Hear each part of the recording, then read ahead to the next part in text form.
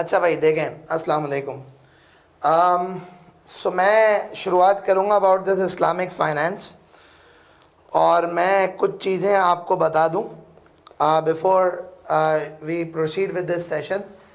देखें, I cap ने अपने सिलेबस के अंदर इस्लामिक फ़ाइनेंस का मेंशन किया है, लेकिन हमारे पास जो इस वक्त बुक्स आई हैं ट्यूटर्स के पास, उन बुक्स के अंदर इस्लामिक फ़ाइनेंस पूरे बुक्स में अब तक नहीं है। So I don't know what is I cap up to. I cap कब तक डिलीवर करेगा मुझे नहीं पता। नंबर 2 पॉइंट है कि the similar type of Islamic finance has been available in ACCA and CIMA courses. तो मैं आज की सेशन के अंदर, क्योंकि मैं सोर्सेज ऑफ फाइनेंस पढ़ा रहा था, इसलिए मैं इस्लामिक फाइनेंस को डिस्कस करूँगा, और इस इस्लामिक फाइनेंस को डिस्कस मैं करूँगा on the basis of what information, what available things that I have from the basis of ACCA curriculum and etcetera. अच्छा, इस इस्लामिक फ़ाइनेंस की डिस्कशन के लिए मैं कुछ चीज़ें आपको बता दूं।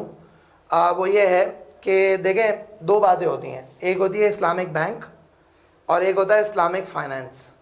दो अलग अलग चीज़ें। इस्लामिक फ़ाइनेंस का जो बेसिकली कॉन्सेप्ट है, वो इस्लामिक फाइनेंस का बेसिकली कॉन्सेप्ट ये है कि जो शरिया है ना, उस शरई असूलों के तहत काम, कारोबार, तिजारत करना, ये इस्लामिक फ़ाइनेंस है। और जो इस्लामिक बैंक्स हैं, वो इस्लामिक बैंक्स ऑर्गेनाइजेशंस हैं जो कि ये क्लेम करती हैं कि वो शरई असूलों को फॉलो करती हैं। वो किस एक्सटेंट तक फॉलो करती हैं, किस एक्सटेंट तक नहीं करती, मैं इस बात पे कोई कमेंट नहीं करूँगा। और मैं आपको देखें, इसमें थोड़ी सी एक दो चीज़ें बता दूँ। हमारे जो है ना, इस्लाम में बेशुमार तरह के फ़िरके हैं, बेशुमार तरह की जो है ना वो मकतबा फ़िक्र हैं। तो हर किसी की एक अलग सोच है, हर किसी का एक अलग ओपिनियन है। देवबंद उलमा का ओपिनियन अलग है, बरेलवी उलमा का ओपिनियन अलग है, अहले हदीस का ओपिनियन अलग है। देवबंद में भी जो है वो एक तबका है, उसका ओपिनियन अलग है, दूसरे तबके का ओपिनियन अलग है। तो like there is a huge difference. तो मैं कोई भी कंट्रोवर्शियल टॉपिक के ऊपर बात नहीं करूँगा, मैं आपको सिर्फ और सिर्फ इन जनरल चीज़ें बता दूँगा, वो चीज़ें जो मैं समझता हूँ कि आपके करिकुलम में हो सकती हैं। क्योंकि आई कैप ने सिर्फ सिलेबस में इस्लामिक फाइनेंस डिस्कस किया है, आई कैप ने कहीं पे भी ये नहीं बताया कि इस्लामिक फाइनेंस में हम क्या पूछेंगे। तो बट आई नो कि फॉर अ बेसिक आप क्या कर सकते हैं, आपको क्या पूछा जा सकता है। अच्छा, अगर किसी को कोई मेरी बात से इख्तलाफ है तो भाई मेरी बात से इख्तलाफ आप जो है ना वो कर सकते हैं। मैं कोई मुफ्ती नहीं हूँ, मैं कोई आलिम नहीं हूँ, और मैं कोई फतवे नहीं दे रहा। मैं सिर्फ आपको बता रहा हूँ जो किताब की बातें हैं, और मैं अपने आप को अहल नहीं समझता कि मैं शरिया इस्लामिक फ़ाइनेंस पढ़ाऊँ, बट मैं इस्लामिक फ़ाइनेंस MFA के पर्सपेक्टिव से पढ़ा रहा हूँ। तो किसी को मसाइल हैं तो भाई आप देखें, मुफ्तियान कराम हैं, उलमाए कराम हैं, आप उनके पास जाएं, उनसे इल्म सीखें। और इसमें एक चीज़ है कि जो अगर ऐसा होता है कि भाई अगर आपको दिल पे लगे तो काम करें, नहीं लगे तो काम नहीं करें। Again I am telling you, Islamic bank is not what Islamic finance is all about. Islamic finance is the sharia law, और शरिया लॉ में भी बहुत सारे इख्तलाफात हैं उलमा कराम के, सही है। तो Islamic bank not 100% Islamic finance की कॉम्प्लाइंट है। समझ में आए तो करो, नहीं समझ में आए तो नहीं करो। एक दो बातें और कर देता हूँ छोटी छोटी सी। जनरली देखें, जो बैंक है ना, वो बैंक का कॉन्सेप्ट क्या है? बैंक का कॉन्सेप्ट है अपनी चादर से बाहर पाँव निकालना। बैंक का बेसिक कॉन्सेप्ट ये। अगर आप किसी भी दर्जे में बैंक की फाइनेंसिंग ले रहे हैं तो अपनी चादर से बाहर पाँव निकालने वाली फाइनेंसिंग है, तो उसमें इंसान को देख लेना चाहिए। एक बात। नंबर 2 पॉइंट ये है कि बड़े बड़े उलमा जो है ना वो ये बात करते हैं कि भाई इस्लामिक बैंकिंग जो है ना उस पर फतवा है लेकिन तकवा नहीं है। तो अगर आपका जो है वो तकवे का मयार हर आदमी का अलग होता है। हर आदमी जो है ना वो बेसिकली जिस तरह से उसके अंदर रूहानियत बढ़ती जाती है, उस तरह से उसका तकवा बढ़ता जाता है। तो उस तरह से जो है ना उसके फ़ैसलों में जो है ना वो तकवीत आती जाती है। तो शायद इन फतवों के ऊपर प्योरली ना जाए, और वो ये देखे कि यही अगर फतवा भी किसी चीज़ के जायज़ कहने पे है, और अगर वो दिल पे उसको बात सही नहीं लगती तो वो काम नहीं करता। तो बट एनीवेज, ये कुछ बेसिक बातें थी। इख्तलाफ आप कर सकते हैं लेकिन मुझसे ना करिएगा, मेहरबानी करके जाएं उलमा से पूछें। और मैं चाहूँगा कि आज के सेशन के अंदर मैं जो है वो थोड़ा अनइंटरप्टेड चलूँ। जब सेशन एंड हो जाए, जिसको सवालात पूछने पूछ लीजिएगा, अपने सवालात नोट डाउन करते रहिएगा, सही है। ओके जी, सबसे पहली चीज़ तो ये है कि when we talk about this Islamic finance, so let me give you a bit of an idea that what Islamic finance is all about.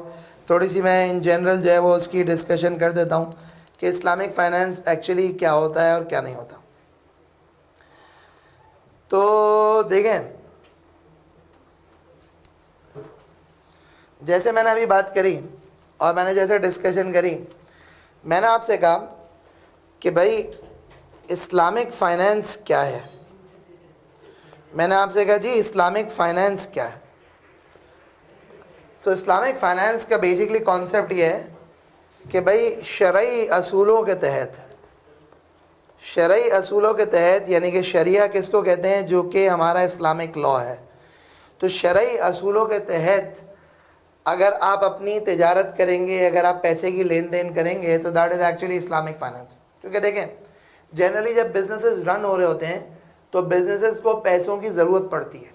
वो पैसे की जो ज़रूरत पड़ती है बिज़नेस को, उस पैसे की ज़रूरत कैसे पूरी होगी, दैट्स इम्पॉर्टेंट। आई रिपीट, एक बिज़नेस को पैसे की ज़रूरत पड़ती है तो वो पैसे की ज़रूरत कैसे पूरी होगी, that is important.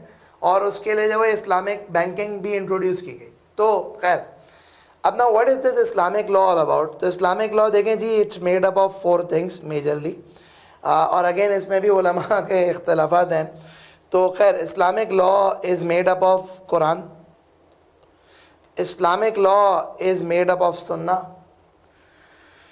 Islamic law is made up of इजमा, और Islamic law is made up of क़ियास, या जिसको कहते हैं इज्तिहाद।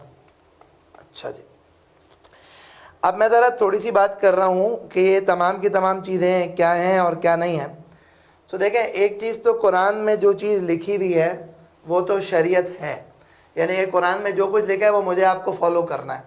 तो कुरान में अगर किसी चीज़ के नाजायज़ होने की बात की हुई है तो वो नाजायज़ है, कुरान में किसी चीज़ के जायज़ की बात की हुई तो वो जायज़ है। अक्सर और बेहतर ऐसा होता है कि कुरान जनरल गाइडेंस दे देता है, उसकी एप्लीकेशन जो है ना वो कुरान में नहीं होती कि इस फ़लाँ चीज़ के ऊपर कैसे जो है वो अमल किया जाए। जैसे भाई नमाज की कुरान में तलकीन है, लेकिन नमाज किस तरह से पढ़ी जाए इसकी कुरान में जो है वो गाइडेंस नहीं है। तो फिर उस केस के अंदर हम सुन्नत के ऊपर जाते हैं, और वो सुन्नत क्या होता है, हुजूर सल्लल्लाहु अलैहि वसल्लम ने जो बातें कह दी, यानी कि जो है ना सुन्ना 4 चीज़ों को कहा जाता है, 3-4 चीज़ों को। एक चीज़ तो जो बातें कह दी वो सुन्नत है, जो चीज़ों से मना कर दिया वो सुन्नत है, उसके साथ साथ जो है जो चीज़ें करके दिखाई वो सुन्नत है। ये कुछ सुन्नत हैं जो हुजूर सल्लल्लाहु अलैहि वसल्लम की जो है यानी कि आपके एक्शंस, आपकी सेइंग्स, और जिन चीज़ों से आपने प्रोहिबिट किया है, तमाम की तमाम चीज़ें जो है ना वो सुन्नत बनती हैं। फिर इसके बाद आता है आपका इजमा, और वो इजमा जो है ना उसको कहते हैं कंसेंसस, कि जी जो है क्या बोलते हैं, अगर उलमा का किसी चीज़ के ऊपर एग्रीमेंट हो जाए, किसी चीज़ के ऊपर एग्रीमेंट हो जाए तो that is going to be considered as an इजमा। तो किसी बात पे उलमा का एग्रीमेंट हो जाए, that's going to be considered as इजमा। देन आपके पास है क़ियास या इज्तिहाद, उसमें सुन्नी और शिया हज़रात का जो है ना वो सुन्नी हज़रात क़ियास के ऊपर जाते हैं, शिया हज़रात इज्तिहाद के ऊपर जाते हैं। मैं अब उसकी तफसील में नहीं जा रहा, इसको अंग्रेज़ी में एनालॉगी कहते हैं। So this is something that happens कि भाई जो है वो लोग जो है ना पुरानी चीज़ों को करंट मामलात के साथ मैच करके इंटरप्रिटेशन ड्रॉ करते हैं, that is considered to be इज्तिहाद। अगेन बार बार बात कहूँगा, कंट्रोवर्शियल टॉपिक है, मुझे पढ़ाना इसलिए पड़ रहा है बिकॉज आपके कोर्स में है, वरना मैं कभी ना टच करूँ। Now so what is Islamic finance. Islamic finance ये 4 चीज़ों का नाम है। वो क्या 4 चीज़ों का नाम है? वो 4 चीज़ों का नाम है कुरान, सुन्ना, इजमा, इज्तिहाद, क़ियास, ये 4 चीज़ों का नाम है। अच्छा, अब देखें, जो शरई असूल है ना, उस शरई असूलों में कुछ बेसिक असूल हैं, कुछ बुनियादी असूल हैं शरई असूलों के अंदर। वो क्या बेसिक बुनियादी असूल है, मैं उसकी कुछ थोड़ी सी बात करता हूँ। वो बेसिक बुनियादी असूल जो है ना वो ये हैं कि शरीयत के अंदर कुछ चीज़ों की प्रोहिबिशंस हैं। वो क्या चीज़ों की प्रोहिबिशंस हैं वो मैं 1 बाय 1 डिस्कस करता हूँ। सबसे पहली जो प्रोहिबिशन है शरई असूलों के अंदर वो है इंटरेस्ट की, जिसको हम कहते हैं रिबा। अच्छा जी, अब ना what exactly is considered to be this interest, what exactly is considered to be riba. तो उसके अंदर जो है ना एक बेसिक कॉन्सेप्ट ये है कि जी आप अगर किसी चीज़ को बढ़ा के दे दें तो that is going to be considered as riba. किसी चीज़ को बढ़ा के दिया जाए, किसी चीज़ को बढ़ा के मांगा जाए, so that is going to be considered as riba. मतलब क्या है ज़रा समझना। मतलब ये है कि मैंने आपको 1 लाख रुपए का लोन दिया, जिसके जो सवालात हैं लिख लें, एंड में जाके आंसर करूँगा अगर मैं आंसर करने का कायल हुआ, लाइक हुआ तो सही है। 1 लाख रुपए का मैंने आपको लोन दिया और इस 1 लाख रुपए के लोन पे मैंने आपको कहा आप मुझे वापस 1,05,000 रुपये करोगे। तो ये जो 5,000 रुपये का इंक्रीज़ है, this is going to be considered as a रिबा, this is going to be considered as interest. मैंने आपको 5 किलो चावल दिए, वो 5 किलो चावल जो है उसके बाद मैंने आपको कहा जब तुम वापस करोगे तो तुम मुझे 6 किलो दोगे। तो इसका मतलब मैं आपसे 1 किलो चावल जो है ना वो सूद के तौर पे ले रहा हूँ, वो इंटरेस्ट के तौर पे ले रहा हूँ। तो मतलब किसी भी चीज़ को बढ़ा के लेना, this is considered to be रिबा। और शरिया लॉ के अंदर ये रिबा इज़ प्रोहिबिटेड, शरिया लॉ के अंदर ये रिबा is prohibited. Number two point है कि जी जो है क्या बोलते हैं कि कुछ ऐसे बिजनेस हैं, कुछ ऐसे बिजनेसेस हैं, इन्वेस्टमेंट इन हराम बिजनेस, इन्वेस्टमेंट इन हराम बिजनेस।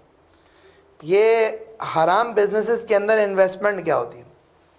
हराम बिजनेसेस के अंदर इन्वेस्टमेंट ये होती है कि देखिए अब हराम बिजनेसेस क्या होते हैं कि फॉर एग्जांपल आप अगर जो है वो जुए का अड्डा चला रहे हैं, सही है। फॉर एग्जांपल अगर आप जो है वो शराब की दुकान खोल के बैठे, शराब की फैक्ट्री लेके बैठे, इसी तरह से जैसे मरी ब्रूरी है, तो मरी ब्रूरी जो है ना वो उसका मेजर रेवेन्यू शराब का है, तो उसमें लोग इन्वेस्टमेंट करते हैं, उसके शेयर्स लेते हैं, नामुनासिब है, सही है। गैम्बलिंग बिजनेस में आप पैसा लगा रहे हैं, आप शराब के जो है ना वो ट्रेडिंग कर रहे हैं। उसके अलावा जो है ना क्या बोलते हैं कि आप ये पोर्नोग्राफी के अंदर जो है वो डील कर रहे हैं, आपका काम क्या है कि जी पोर्नोग्राफी की फिल्में बनाना जी। उसके अलावा जो है वो क्या है कि आप जो है वो खिंजीर का गोश्त बेचते हैं, खिंजीर का गोश्त ख़रीदते हैं। तो ये that is all going to be considered as what, as an illegal act. ये शरई असूलों के तहत हराम चीज़ है, बिकॉज इस्लाम में तमाम की तमाम चीज़ें जो है ना वो हराम है। आपका जी बिज़नेस है, आप क्या करते हैं, आप चरस बेचते हैं, आप जो है वो अफ़ीम बेचते हैं, आप जो है वो ये आजकल नई चलिए क्रिस्टल, आप क्रिस्टल बेचते हैं। तो भाई ये जो आप सारे काम करते हैं ना, ये सारे के सारे काम जो है ना ये हराम है, ये प्रोहिबिटेड नहीं है। तो नंबर 2 पॉइंट है, शरिया के अंदर आपको उस काम कारोबार के अंदर पैसा लगाना, पैसे में लेन देन करना, जो काम कारोबार हराम है वो भी सही नहीं है। तो दूसरी प्रोहिबिशन क्या हो गई? इन्वेस्टमेंट इन हराम बिजनेस। पहली प्रोहिबिशन क्या हो गई? इंटरेस्ट। अच्छा जी, तीसरी प्रोहिबिशन की हम बात करते हैं ना, तो तीसरी प्रोहिबिशन ये है कि which is actually uncertainty in transactions. Uncertainty in transactions या फिर एक्सट्रीम रिस्क। नंबर 4,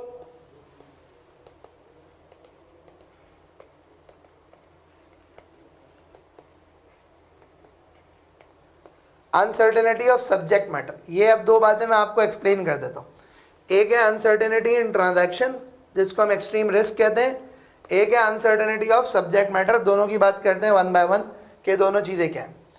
देखें, अनसर्टेनिटी इन ट्रांजैक्शंस जो है ना वो आप समझ लें कि it's just like speculation, it's just like speculation. तो हम ये जो फ्यूचर्स के अंदर जो ट्रेडिंग करते हैं, जो हम ऑप्शंस की ट्रेडिंग करते हैं, ये फ्यूचर और ऑप्शंस जो है ना, इसी तरह से जो है वो इंश्योरेंस है, ये सारी की सारी ट्रांजैक्शंस इस कैटेगरी के अंदर आ जाती है कि जहाँ पे आप अनसर्टेनिटी पर ट्रांजैक्शन कर रहे होते हो।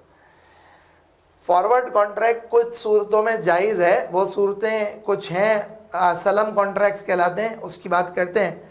बट एक अनसर्टेनिटी इन ट्रांजैक्शन जैसे फ्यूचर कॉन्ट्रैक्ट है कि भाई फ्यूचर में जी फलां चीज़ जो है ना मैं इतने की बेचूंगा, मैं इतने की खरीदूंगा, तो वो एक एक्सट्रीम रिस्क वाली चीज़ें होती हैं, वो शरई तौर पे जायज़ नहीं है। इसी तरह से ऑप्शंस कॉन्ट्रैक्ट भी जायज़ नहीं है। अच्छा, अगली बात अनसर्टेनिटी ऑफ सब्जेक्ट मैटर। इसके ऊपर मैं आपको छोटी सी एक एग्जांपल देता हूँ। देखिए, ये अनसर्टेनिटी ऑफ सब्जेक्ट मैटर का मतलब क्या होता है? कोई चीज़ जो कि एग्जिस्ट नहीं करती, कोई चीज़ जो कि एग्जिस्ट नहीं करती, सही है, उस चीज़ के ऊपर यह चीज़ जिसको आप ओन नहीं करते, सही है, इन तमाम की तमाम चीज़ों के लिए भी सौदा करना जायज़ नहीं है। जैसे मैं आपको बताता हूँ, अरब में क्या होता था।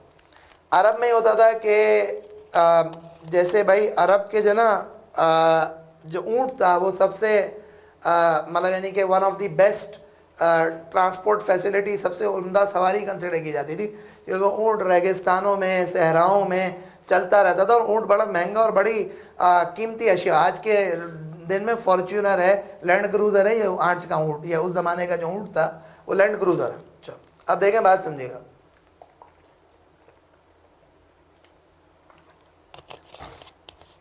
तो अरब जो है ना, वो अरब लोगों को ये ऊँटों का बड़ा शौक़ था। और होता क्या था अरबों में होता ये था कि अगर कोई लेट से कि प्रेग्नेंट ऊँटनी होती थी ना, तो वो प्रेग्नेंट ऊँटनी के पेट में जो बच्चा होता था ना, उसका सौदा हो जाता था। अच्छा, क्या मतलब? प्रेग्नेंट ऊँटनी के पेट में जो बच्चा होता था उसका सौदा हो जाता था। मैं अब ऊँटनी देख रहा हूँ, मेरे सामने 4-5 ऊँटनियाँ खड़ी हुई हैं, एक ऊँटनी बड़ी आला नस्ल की ऊँटनी है। अच्छा, मैंने क्या करा भाई, मैंने कहा यार ये आला नस्ल की ऊँटनी है, ये मुझे चाहिए। मैंने कहा ये आला नस्ल की ऊँटनी है, ये मुझे चाहिए, इसका बच्चा मुझे चाहिए। सो जो ऊँटनी का ओनर है उसके साथ मैंने डील कर दी कि भाई इस ऊँटनी से पैदा होने वाला जो बच्चा है ना, मैंने उसका सौदा कर लिया।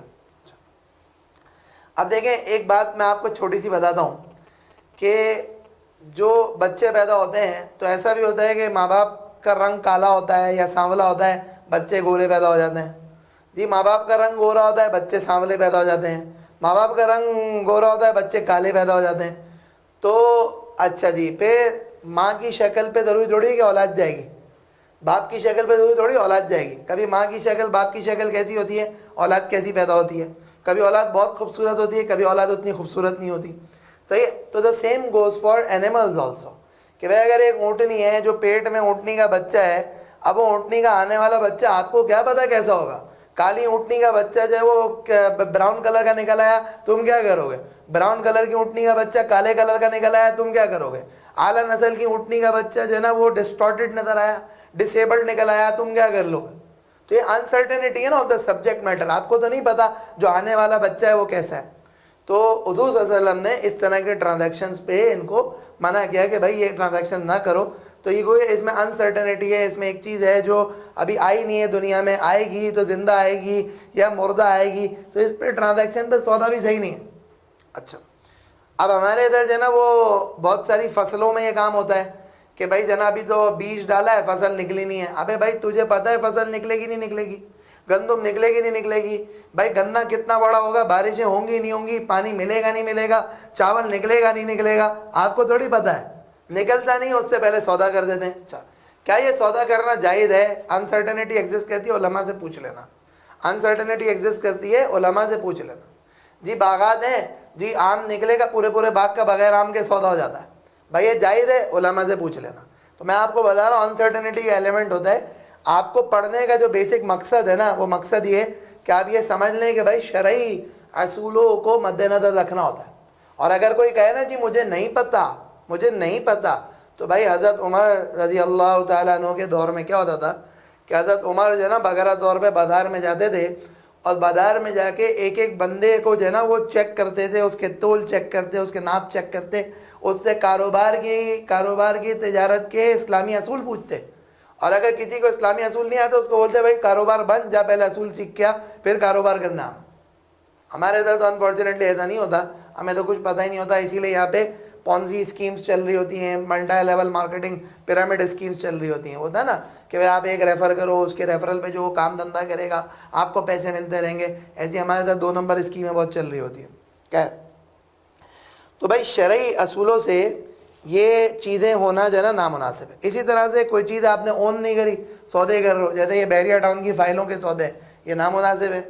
उस दिन किसी ने मुझसे सवाल पूछा था आप में से ही, तो उसको मैंने जवाब ये दिया था कि भाई ये फ़ाइलों पे जब तक प्लॉट डिमार्केटेड ना हो, प्लॉट आइडेंटिफाइड ना हो, आप नहीं बेच सकते। इसी तरह से बहुत सारे लोग फ्लैट्स की बुकिंग करते हैं। अब भाई 6ठे फ्लोर पे तुम्हें फ्लैट मिला, अब आपने जना आज बुकिंग में पैसे डाले, अभी तो जना सिर्फ खड्डे खुदे हैं, उस फ्लैट की वैल्यू 10 लाख रुपए बढ़ गई, आपने उठा के फ्लैट बेच दिया। You can not do it. 6ठे फ्लोर का फ्लैट है, 6ठा फ्लोर अभी तक एग्जिस्टेंस में नहीं आया। जब एग्जिस्टेंस में आएगा, भले फाइनल नहीं हो, जब एग्जिस्टेंस में आएगा तब आप बेच सकते हो, क्योंकि सब्जेक्ट मैटर अभी तक एग्जिस्ट नहीं करता। तो नॉन एग्जिस्टिंग आइटम को आप बेच नहीं सकते अगेन इसमें अगर किसी को कोई गुंजाइश निकालनी है तो उलमा और मुफ्तियान कराम के बाद चले जाए।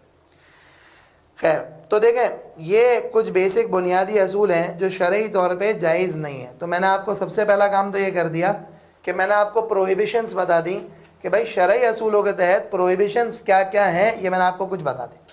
अच्छा जी, अब मैं आगे बढ़ता हूँ और आगे बढ़ते हुए बात करता हूँ कि जी ये जो इस्लामिक फ़ाइनेंसिंग है, इस इस्लामिक फ़ाइनेंसिंग की मुख्तलिफ़ तरह की प्रोडक्ट्स क्या। आई रिपीट, अब मैं थोड़ा सा आगे बढ़ता हूँ और आगे बढ़ते हुए मैं इस्लामिक फ़ाइनेंसिंग की मुख्तलिफ़ तरह की प्रोडक्ट्स आपको एक्सप्लेन कर देता हूँ कि जी मुख्तलिफ़ तरह की प्रोडक्ट्स एक्चुअली हैं। इस्लामिक फ़ाइनेंसिंग के एतबार से मैं बड़ी इम्पॉर्टेंट एक बात कर दूँ, और बड़ी इम्पॉर्टेंट बात यह है कि जो करेंसी है वो currency is not considered as a commodity. यानी कि आप करेंसी की खरीदो फरोख्त नहीं कर सकते। तो यानी कि कोई भी इस्लामिक बैंक आपको लाख रुपए दे के 1,05,000 1,10,000 नहीं ले सकता। Currency is not a commodity, बल्कि करेंसी को इस्लामिक असूलों के तहत क्या होता है, it's a medium of exchange. I repeat, it's a medium of exchange. कि करेंसी क्या है, it's a medium of exchange. जी वो चीज़ है जिसकी बेसिस के ऊपर ट्रांजैक्शन होती है, ट्रेडिंग होती है। इट्स नॉट अ कमोडिटी, ये कमोडिटी नहीं है भाई, it's a medium of exchange. इसकी बुनियादों पे पैसे, इसकी बुनियादों पे चीज़ों की मालियत तय होती है, और बस it's a medium of exchange. कि भाई मैंने आपको यानी पहले एक ज़माने में बार्टर ट्रेड होती थी ना, कि भाई टमाटर के बदले आलू ले लिए, आलू के बदले टमाटर ले लिए, खजूरों के बदले चावल ले लिए, चावल के बदले नमक दे दिया, एक्सेट्रा बार्टर ट्रेड होती थी। तो जो करेंसी है वो currency is considered as a medium of exchange, it's not a commodity, it's not a commodity. और जब ये कमोडिटी नहीं है तो इसका मतलब इस पे लेन देन, इस पे पैसा लेना जायज़ नहीं है। तो इसीलिए इस्लामिक फाइनेंस में मेजॉरिटी जो ट्रांजैक्शंस होती हैं उसमें बीच में एक एसेट की एग्जिस्टेंस ज़रूरी है। एसेट की एग्जिस्टेंस ज़रूरी है। एसेट एग्जिस्ट करेगा तो ट्रांजैक्शन होगी, जब तक एसेट एग्जिस्ट नहीं करेगा ट्रांजैक्शन नहीं होगी। क्या मतलब है? मतलब ज़रा समझना है इसकी थोड़ी सी बात। मुख्तलिफ़ तरह की इस्लामिक फ़ाइनेंशियल प्रोडक्ट्स होती हैं, क्योंकि देखें जो पैसा लगा रहा होता है उसको भी कमाना होता है। तो उसमें एक ट्रांजैक्शन जो होती है that is considered to be a मुराबाहा ट्रांजैक्शन। मुराबाहा को अंग्रेज़ी में it is similar to trade credit. अच्छा जी, again now what exactly is this मुराबाहा transaction? Let's have a bit of a discussion of this.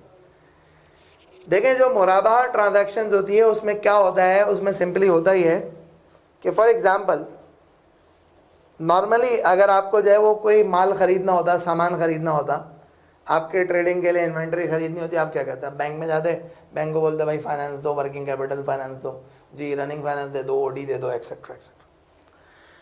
अब फॉर एग्ज़ाम्पल ट्रेड क्रेडिट में क्या होता है, एक लेट से कि गंदम का ट्रक है और आपको ख़रीदना। मुराबाहा ट्रांजैक्शन में क्या होगा, you go to a Islamic bank, या कोई XYZ बंदा भी अगर मुराबाहा कर ले, you go to a Islamic bank and you tell them that जी मुझे ये गंदम का ट्रक बाय करना है। मैंने अभी आपको थोड़ी देर पहले बताया कि इस्लामिक बैंक हमेशा इंसिस्ट करेगा एसेट होना ज़रूरी है। इस्लामिक बैंक कहेगा भाई बगैर एसेट के ट्रांजैक्शन नहीं होगी। अब क्या हुआ, अब हुआ कुछ तरीके से कि वो क्या करेंगे, उन्होंने कहा अच्छा भाई, उन्होंने ये देखा कि जी ये गंदम का ट्रक है, और जी ये गंदम का ट्रक जो है ना, उन्होंने देखा कि यार ये टोटल ट्रक जो है ना वो 1,00,000 रुपए का। अब ये इस्लामिक बैंक ने क्या करा, इस इस्लामिक बैंक ने करा कुछ तरीके से, इस इस्लामिक बैंक ने कहा कि सही है हम आपको ये गंदम का ट्रक दिलवा देते हैं। इन्होंने ये गंदम का ट्रक बाय कर लिया, और बाय करने के बाद इन्होंने आपको यही गंदम का ट्रक सेल कर दिया लेट से 1,15,000 का। देखें एसेट बीच में इन्वॉल्व हो गया। क्या एसेट इन्वॉल्व हो गया? माल खरीदा, माल बेचा, माल खरीदा, माल बेचा। अब क्या हुआ, अब ये इस्लामिक बैंक आपको कहेगा भाई साहब ये 1,15,000 रुपये में गंदम का ट्रक हमने आपको दिया, बताओ पैसे कब दोगे, कैसे दोगे? आपने कहा जी मैं 1 महीने के बाद दूंगा। ओके हो गया, आपका और इस्लामिक बैंक का सौदा हो गया। अब बात सुनिए, अब होगा कुछ इस तरीके से कि शरई असूलों के तहत ये मुनाफा कमाना जायज़ है जो 15,000 रुपये का मुनाफा है, लेकिन इसमें एक बेसिक कंडीशन है। वो बेसिक कंडीशन ये है कि ये प्राइस अब फिक्स्ड हो गई, ये प्राइस विल नॉट चेंज। उसके अलावा अगर डिले हो गया तो भी चेंज नहीं होगी, अगर मिसाल है आपने बैंक को 2 महीने बाद पैसे दिए, 5 महीने, बैंक ये नहीं कह सकता कि जी मेरा तो काइबोर प्लस 5% है, 2% है, आप मुझे ऊपर पैसे दें। नहीं, bank can not do that. तो मुराबा transaction is, how is it different to a transaction which a conventional bank enters into. Conventional bank कहता है ये ले 1 लाख रुपए जी, पैसे जब वापसी करेगा उसके ऊपर इंटरेस्ट लग के तू वापस करेगा, महीने का इतना इंटरेस्ट है जी, काइबोर प्लस 2%, 3%, 5% लग रहा है, वो लगता रहेगा, जब वापस करोगे तो इंटरेस्ट के साथ वापस करोगे। इस्लामिक बैंक कहता है नहीं भाई, पैसा तो कमोडिटी है ही नहीं, हम पैसे पे कमाना हमारे लिए जायज़ ही नहीं है। हमारे लिए क्या जायज़ है? हमारे लिए एक चीज़ जायज़ है, बीच में एसेट लाओ। तो एसेट क्या हो गया? ये गंदुम का ट्रक हो गया, लाख रुपए का था, लाख रुपए का खरीदा, आपको 1,15,000 का बेचा। अब प्राइस फिक्स हो गई ना, ये जायज़ है।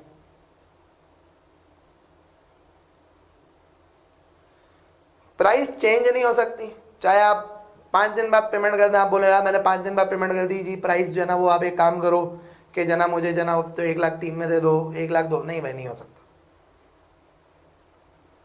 नंबर 2 जी, आप 6 महीने बाद पैसे दे रहे हैं तो आपको बैंक ये नहीं कह सकता कि भाई अब तू 1.5 लाख रुपए दे, नहीं, bank can not do it. Bank करता है वो एक अलग मसला है। मैंने कहा मैं इस्लामिक फाइनेंस पढ़ा रहा हूं, मैं इस्लामिक बैंकिंग नहीं पढ़ा रहा। इस्लामिक बैंक क्या करता है मुझे नहीं पता।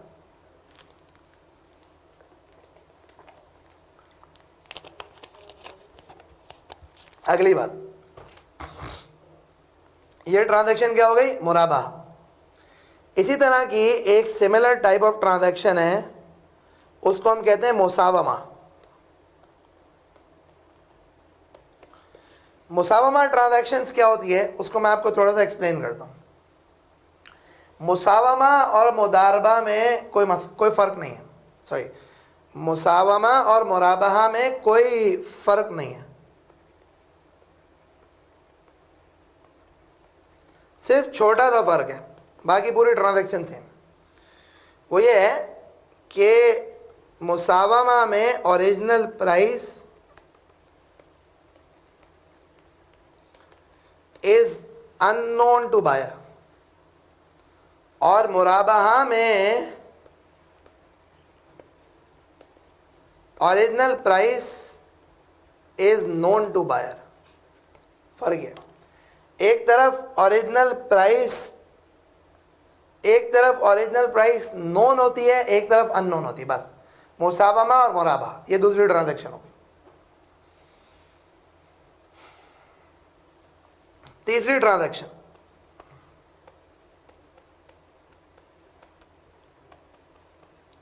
which is called musharaka. Now musharaka is from sharakat dari and this actually means partnership. मुशारका इज शराकत दारी and it is considered to be partnership. क्या होता है मुशारका? मैं आपको एक्सप्लेन करता हूँ। मुशारका ये होता है कि भाई जैसे नॉर्मल हम पार्टनरशिप करते हैं ना, उसमें शरई असूल क्या है वो मैं आपको बताता हूँ।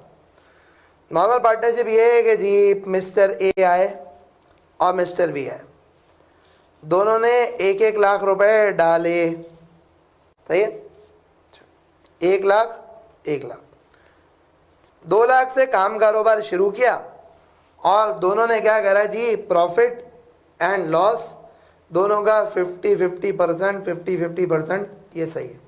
अच्छा, अब नाउ, so how is मुशारका different to the normal partnership that we do, वो मैं आपको बता दूँ।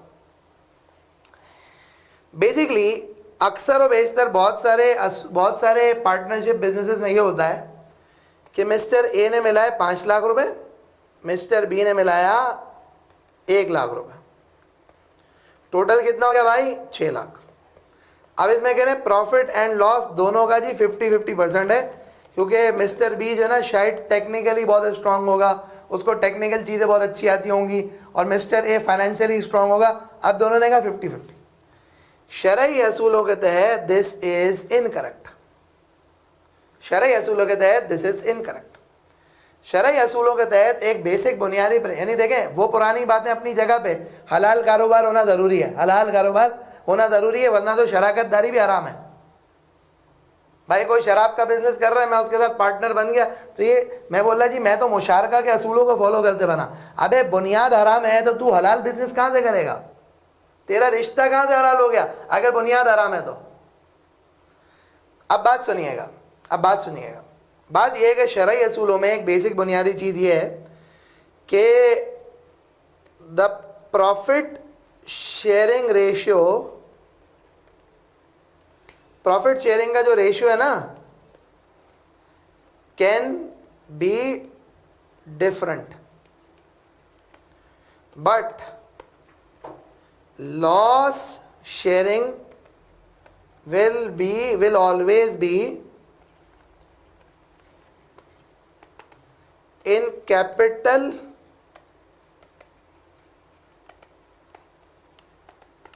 कंट्रीब्यूशन रेशियो भाई।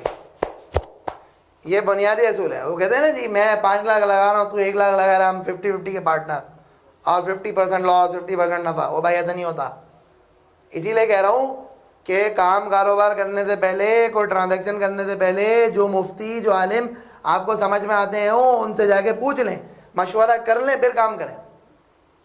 तो बेसिक बात क्या है जी, प्रॉफिट शेयरिंग रेशियो कुछ भी हो सकता है, लॉस शेयरिंग रेशियो हमेशा कैपिटल कंट्रीब्यूशन में होगा। कैपिटल जिसने जितना लगाया वो उतना लॉस बेयर करेगा। किसी ने 5 लाख लगाया आउट ऑफ 6 लाख, तो 5 लाख डिवाइड बाय 6 लाख, वो 83% का लॉस का हकदार है। चाहे बेशक प्रॉफिट दूसरा 50% लेता हो, लॉस इसका 83% है। अच्छा जी, बैंक्स क्या करते हैं? बैंक्स एक प्रोडक्ट इंट्रोड्यूस करी है बैंक्स ने, which is called diminishing मुशारका।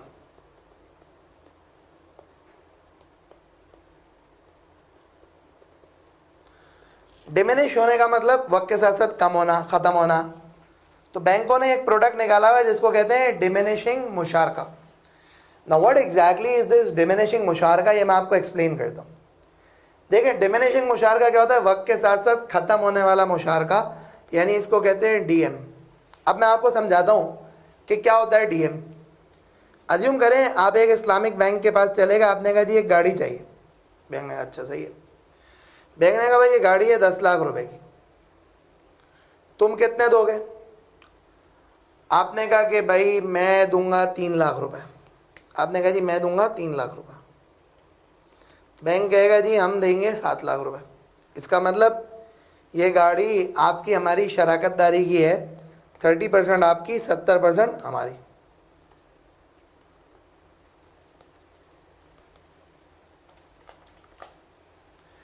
Bank ने क्या किया?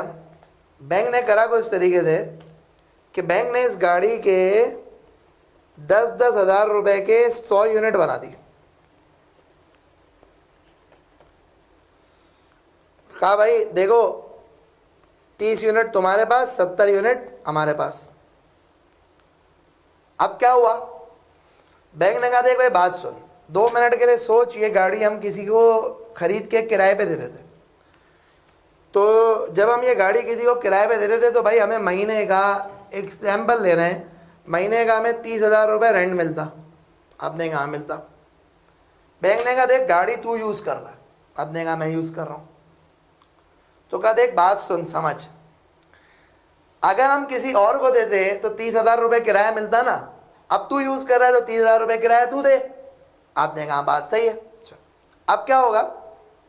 अब होगा ये कि आपका और बैंक का यूजुअली एग्रीमेंट यूँ हो जाता है कि भाई 30,000 रुपये हमने किराया तय कर लिया। वैसे क्या प्रैक्टिकली इसमें कायबोर इन्वॉल्व होता है, लेकिन मैं आपको समझाने के लिए कह रहा हूँ। अब क्या हुआ? मंथ वन के अंदर आपने रेंट पे करना है 30,000 रुपये। मल्टीप्लाई बाय 70% बैंक को जाएगा, यानी कि 21,000 रुपये। अभी आप देख लें, अभी आप अपने पास रख लें, अभी आप बीच में नहीं आए, सही है ना। देखें, एक गाड़ी है 10,000, 10 लाख रुपए की गाड़ी ली है, और 10 लाख रुपए की गाड़ी जो है ना, उसमें से 30% पैसे आपने दिए, 70% पैसे बैंक ने दिए। आपने और बैंक ने सौदा की एक बात तय करी, भाई 30,000 रुपये किराया होता गाड़ी का, किसी और को देते, लेकिन किसी और को तो नहीं दी। गाड़ी बाय करी है, बैंक ने आपको दिलवा के दी है, सही है। अब गाड़ी है ना, बैंक ने कहा भाई क्योंकि हम तो तुम्हें दिलवा के दे रहे हैं ना, तुम इस्तेमाल करोगे गाड़ी, तो समझोगे तुम किराया दो।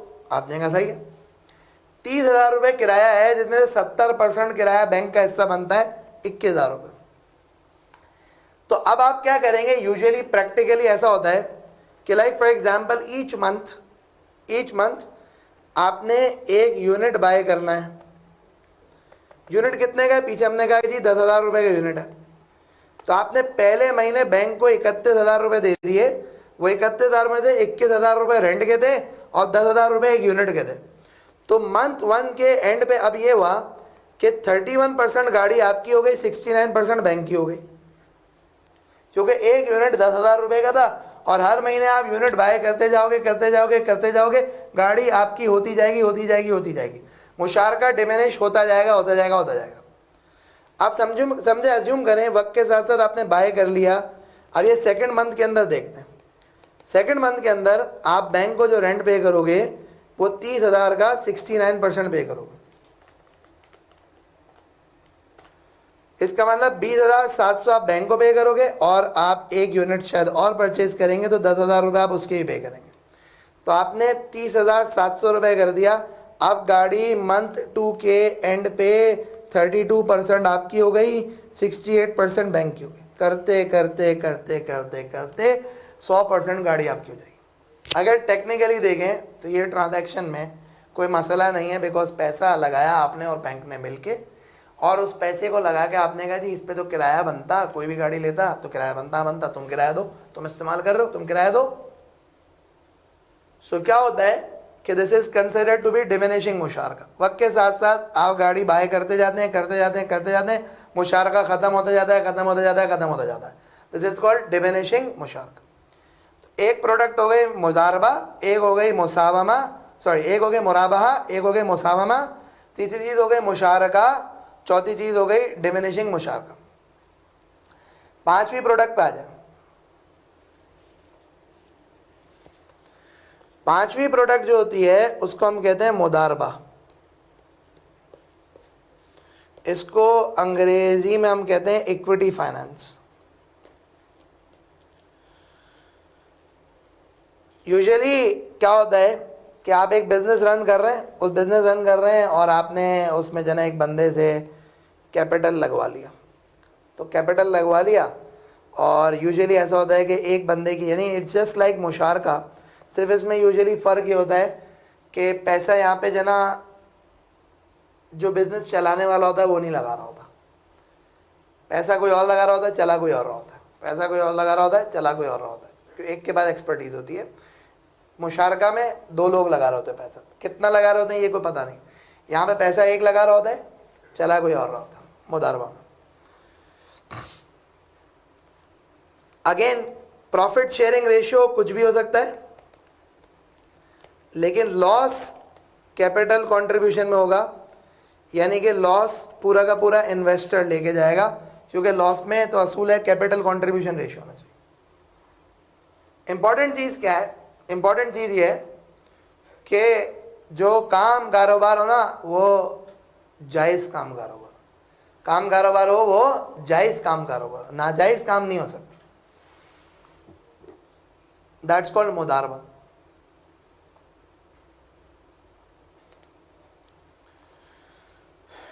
नंबर 6 जो है वो क्या है? नंबर 6 जो है ना वो ये है कि एक और ट्रांजैक्शन होती है विच इज कॉल्ड इजारा। इजारा इज सिंपली लाइक लीज। इजारा is simply like lease.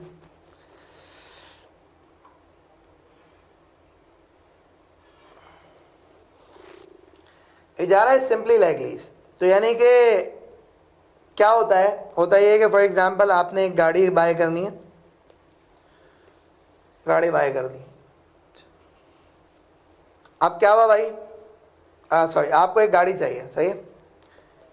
Bank ने एक गाड़ी बाय करी और बाय करके बैंक ने आपके साथ इजारा एग्रीमेंट साइन किया।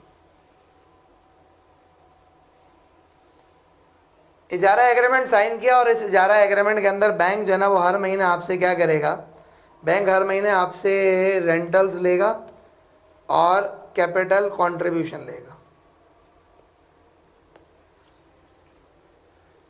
अब आप कहेंगे how is this transaction different, how is this transaction different to diminishing मुशारका। सो डिमिनिशिंग मुशारका के अंदर you are actually one of the partners. यहाँ पे इजारा ट्रांजैक्शन में the asset remains that of the bank not yours. इजारा में और डीएम में फ़र्क ये होता है कि डीएम में पार्शियल एसेट की ओनरशिप आपकी है और इजारा के अंदर बैंक की ओनरशिप है। अच्छा, क्या ये शरई तौर पे सही है? मुझे नहीं पता। क्या ये शरई तौर पे सही है? मुझे नहीं पता। लीज जैसा ही है, बिल्कुल लीज जैसा है, बस इसमें इस्लामिक प्रिंसिपल्स बीच में आते हैं।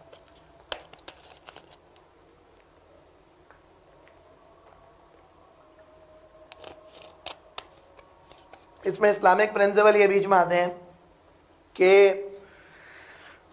आपका आइडियली स्पीकिंग जो है ना, अगर आप डिले कर दें पेमेंट में तो आपके ऊपर कोई फ़ाइन ना लगे। वक्त के साथ साथ जो है ना क्या बोलते हैं कि आपके ऊपर कोई फ़ाइन ना लगे, और अगर आप डिले कर दें पेमेंट में तो आपको कोई फ़ाइन ना लगे, कोई एक्स्ट्रा चार्ज ना पड़े, कोई एक्स्ट्रा पेनल्टी ना लगे। इस्लामिक प्रिंसिपल बीच में ले आओ तो ये it's just like a lease, पर इट्स जस्ट दैट कि जो है क्या बोलते हैं कि इसमें इस्लामिक प्रिंसिपल बीच में आएगा, सही है ना। और इसको मतलब यानी कि मैं थोड़ा सा इस पर कॉन्ट्रोवर्शियल है ये, मतलब I don't personally think that it's a proper product. इसमें कुछ मसले हैं, सही है, इजारा प्रोडक्ट में।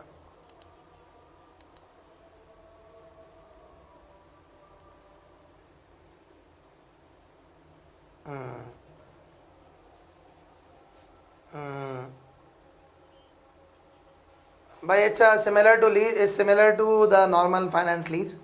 ये फाइनेंस लीज की तरह का ही होता है, बस इसमें सिर्फ बेसिक 2-3 प्रिंसिपल ही हैं कि इसमें इस्लामिक प्रिंसिपल्स को फॉलो करते हैं, बीच में इस्लामिक बैंक इन्वॉल्व है।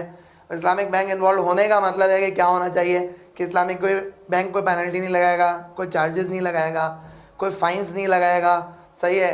और जो है ना क्या बोलते हैं कि अर्ली पेमेंट भी जो है ना एक्सेप्ट करेगा, लेट पेमेंट भी एक्सेप्ट करेगा, ये चीज़ है। वरना आप कन्वेंशनल बैंक में चले जाएं और आप अर्ली सेटलमेंट करें, क्या आप बोलें भाई मैं गाड़ी तुमसे किराए पे ले रहा हूँ, आज चलो आज मैं गाड़ी जो है ना ख़रीद रहा हूँ, बस जल्दी मैंने 5 साल का सौदा मुआहिदा किया था, मैं 2 साल में ख़रीद रहा हूँ, बस ये पैसे लो जान छोड़ो।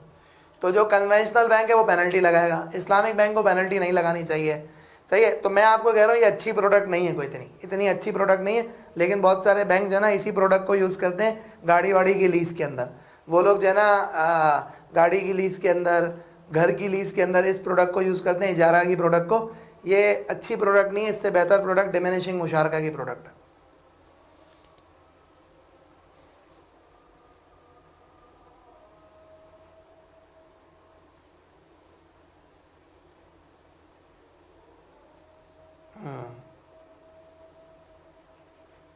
क्यों नहीं दोगी?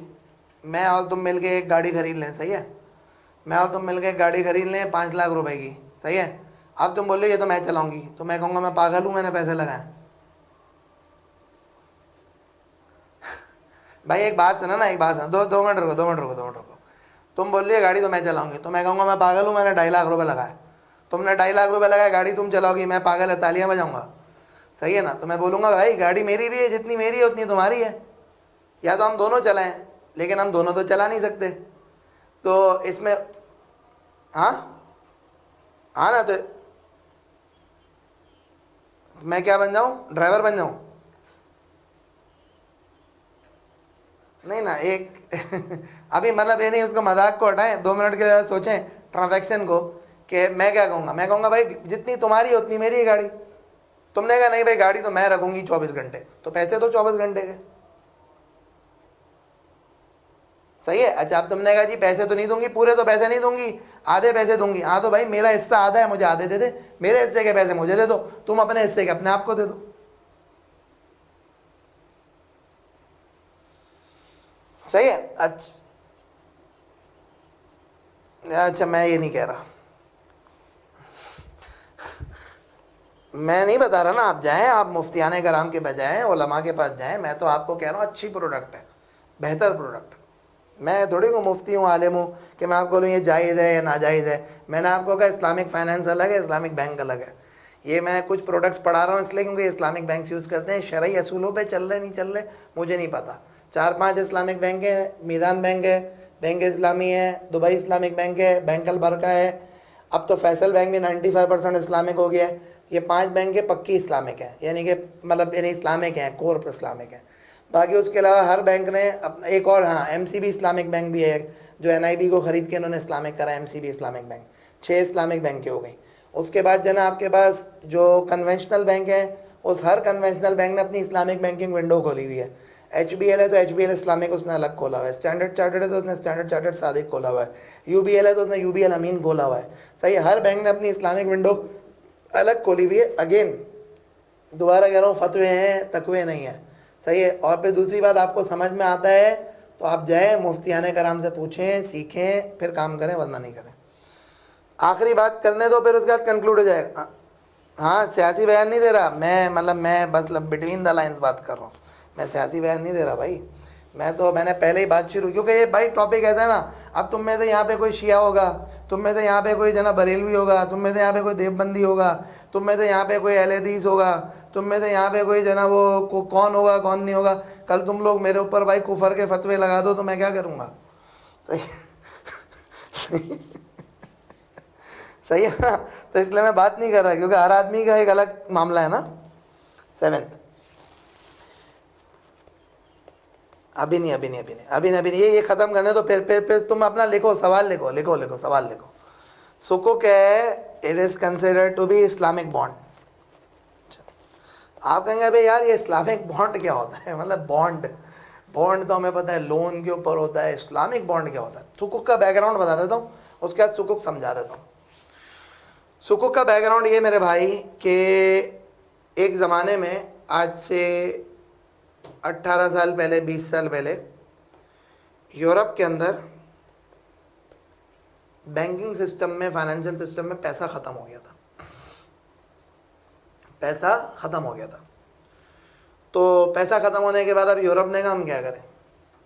जो पैसा होता है ना उसको कहते हैं लिक्विडिटी, फाइनेंशियल टर्मिनोलॉजी उसकी होती है लिक्विडिटी। यूरोप ने कहा जी भाई अब हम क्या करें। हुआ ये कि ये बात तय हुई कि जी लिक्विडिटी दुनिया भर में ढूंढो है कहाँ। पता लगा जी लिक्विडिटी जो है ना वो दुनिया भर के अंदर है, अरब कंट्रीज़ के अंदर। ये तो अभी सऊदी वूदिया के थोड़ा सा हालात ख़राब हुए ना, बीच में ऑयल प्राइसेस डाउन हुई तो, वरना तो मिडल ईस्ट में सऊदिया हो गया, अबू धाबी हो गया, कतर हो गया, इनके बाद तो पैसा ही पैसा।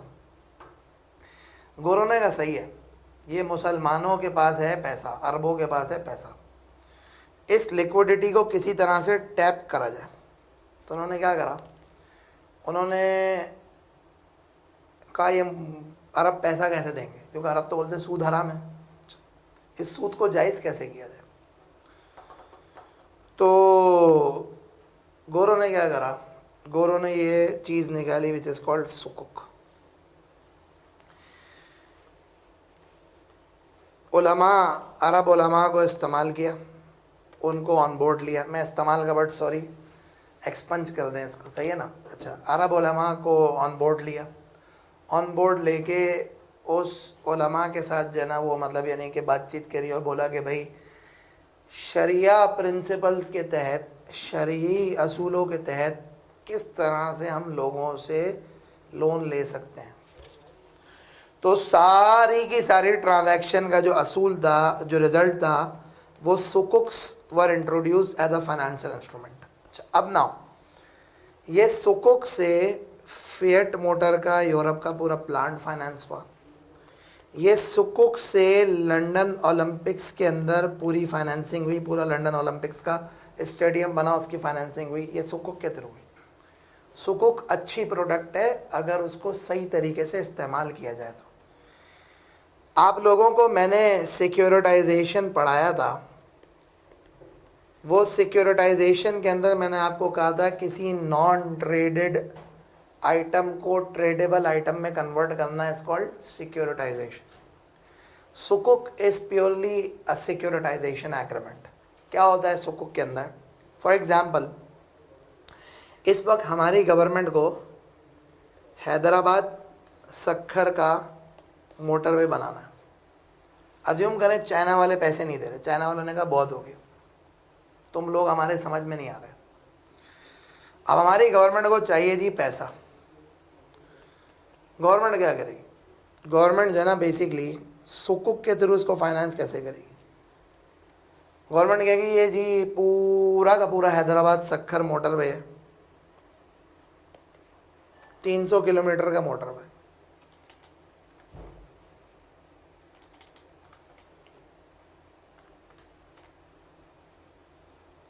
फी किलोमीटर कॉस्ट जो आ रही है वो कोई तकरीबन 50 लाख रुपए की कॉस्ट है। तो 50 लाख मल्टीप्लाई बाय 300, 15,000 मिलियन रुपए चाहिए इस पूरे मोटरवे को कंस्ट्रक्ट करने के लिए। गवर्नमेंट क्या करेगी? गवर्नमेंट करेगी कुछ तरह से जैसे सिक्योरिटाइजेशन में होता था, एक स्पेशल पर्पस व्हीकल क्रिएट करेगी, यानी एक सेपरेट लीगल एंटिटी। ये जो पूरा मोटरवे है, इस मोटरवे की ओनरशिप इसको ट्रांसफ़र कर देगी। और जब इसको इस मोटरवे की ओनरशिप ट्रांसफ़र कर देगी तो मोटरवे की ओनरशिप ट्रांसफ़र करने के बाद ये एंटिटी क्या करेगी? ये एंटिटी मुख्तलिफ़ लोगों को मुख्तलिफ़ तरह के शेयर्स इशू करेगी, बॉन्ड्स इशू करेगी, एक्सेट्रा एक्सेट्रा। और वो शेयर्स और बॉन्ड्स जो इशू करेगी, उस शेयर्स और बॉन्ड्स के अंदर लोगों को दो चीज़ें कमिट की जाएंगी। एक लोगों को रिटर्न कमिट किया जाएगा और एक लोगों को प्रिंसिपल कमिट किया जाएगा। ये लोग जो पैसा देंगे वो पैसा यहाँ से जाएगा गवर्नमेंट को, और गवर्नमेंट उस पैसे से ये हाईवे कंस्ट्रक्ट करेगी। अब ना होगा क्या? होगा कुछ इस तरीके से कि ये जो हाईवे है, ये हाईवे पैसा कमाएगा। जब ये बन जाएगा तो ये पैसा कमाएगा। कैसे पैसा कमाएगा जी? टोल टैक्सेस से पैसा कमाएगा जी। ये हाईवे कैसे पैसा कमाएगा? चालान से पैसा कमाएगा। ये highway rental out of premises से पैसा कमाएगा। पेट्रोल पंप को जगहें रेंट आउट होंगी। उसके अलावा ये जो मुख्तलिफ़ तरह के रेस्टोरेंट्स हैं, इनको जगहें रेंट आउट होंगी, एक्सेट्रा एक्सेट्रा। ये हाईवे पैसा कमाएगा। वो पैसा आएगा, यहाँ पे गवर्नमेंट इसकी रिपेयर एंड मेंटेनेंस के अखराजात निकालेगी, और अखराजात निकालने के बाद जो है जो बचा कुछ अमाउंट होगा वो इन सारे के सारे शेयर होल्डर्स और बॉन्ड होल्डर्स के दरम्यान डिस्ट्रीब्यूट कर देगी। कुछ लोगों को कहा जाएगा जी इतने से इतना % रिटर्न होगा, यानी कि तुम्हें जो भी कमाएंगे उसमें से इतने इतना % हम रिटर्न दे सकते हैं, और बाकी शेयर होल्डर्स को डिविडेंड्स दिए जाएंगे। और एक पॉइंट ऑफ टाइम के बाद गवर्नमेंट के पास जैसे जैसे पैसे आते जाएंगे, उस तरह से गवर्नमेंट ये लोगों से इनके शेयर्स, इनके बॉन्ड्स बाय करती रहेगी। इस ट्रांजैक्शन के अंदर इस्लामिक असूलों के अंदर कुछ बातें बड़ी इंपॉर्टेंट है। वो ये है कि जो रिटर्न है वो return is not going to be guaranteed, एक बात। और जो बायबैक की जो प्राइस है, बायबैक क्या चीज़ का, कि जो इनसे इनके शेयर्स ख़रीदे जाएंगे, इनसे इनके जो बॉन्ड्स ख़रीदे जाएंगे, वो आज की डेट पे फिक्स नहीं होगी, बल्कि क्या होगा, बल्कि वो मार्केट वैल्यू को रिफ़्लेक्ट करेगी कि जी आज अगर 1 किलोमीटर बनाने के लिए 50 लाख रुपए चाहिए होते थे, तो जब मैं बाय बैक कर रहा हूँ और अगर करोड़ रुपए चाहिए 1 किलोमीटर बनाने के लिए, तो मुझे उस प्राइस के इक्विवेलेंट जो ना बाय करना पड़ेगा। मुझे इस हाईवे की मार्केट वैल्यू इस्टेब्लिश करनी पड़ेगी कि आज अगर ये हाईवे की वैल्यूएशन कराई जाए तो कितनी वैल्यूएशन है, उसके ऊपर मुझे बाय बैक करना पड़ेगा। अच्छा, क्योंकि आपने सिक्योरिटाइजेशन पढ़ा हुआ है इसलिए आपको ये चीज़ समझ में आ रही होगी। और मैं आपको एक बात बता दूँ, ये अच्छी प्रोडक्ट है, प्रोवाइडेड इसमें गड़बड़ें ना हो। गड़बड़ें कहाँ होती हैं? रिटर्न गारंटी हो जाता है। गड़बड़ें कहाँ होती हैं? जब बायबैक प्राइस फिक्स हो जाती है, यहाँ गड़बड़ें होती हैं। ये इस प्रोडक्ट को इस्लामिक से नॉन इस्लामिक की तरफ लेके चली जाती है, वरना प्रोडक्ट बहुत अच्छी। तो भाई दिस इज़ व्हाट असुकुक इज़ ऑल अबाउट। और मेरे ख्याल में जो इस्लामिक फाइनेंस की जो प्रोडक्ट्स और जो प्रिंसिपल्स थे उसमें काफ़ी हद तक मैंने डिस्कस कर लिया। 2 प्रोडक्ट्स और हैं जो मेरे हिसाब से आपके कोर्स में नहीं होंगी। वो प्रोडक्ट्स को कहते हैं सलम और वो प्रोडक्ट को कहते हैं इस्तिस्ना। ये 2 प्रोडक्ट को मैं डिस्कस नहीं कर रहा क्योंकि आई डोंट थिंक कि आपके कोर्स में सलम की प्रोडक्ट और इस्तिस्ना की प्रोडक्ट होगी। So this is all about what Islamic finance is all about. और अगेन दोबारा एक बात करता जाऊँ जो बार बार कर रहा हूँ, मैंने आपको प्रिंसिपली जो चीज़ें हैं वो समझाई हैं। मैं कोई मुफ्ती नहीं हूँ, मैं कोई आलिम नहीं हूँ, मुझे नहीं पता कि जना इसमें शरई असूलों के बहुत सारे मामलात हैं, मसाइल हैं, और हर किसी का एक अलग अंडरस्टैंडिंग है, हर किसी की एक अलग व्यू पॉइंट होता है। तो अपने व्यू पॉइंट को मद्देनज़र रखते हुए काम करिएगा। इमरान सही, अपने व्यू पॉइंट को मद्देनज़र रखते हुए काम करिएगा। सही है भाई। तो उम्मीद है कि आपको ये सब कुछ समझ में आया होगा। And this is all about Islamic finance from the perspective of MFA course, या अगर सिमिलर टाइप ऑफ कोर्सेज़ कोई और है तो उसके लिए भी।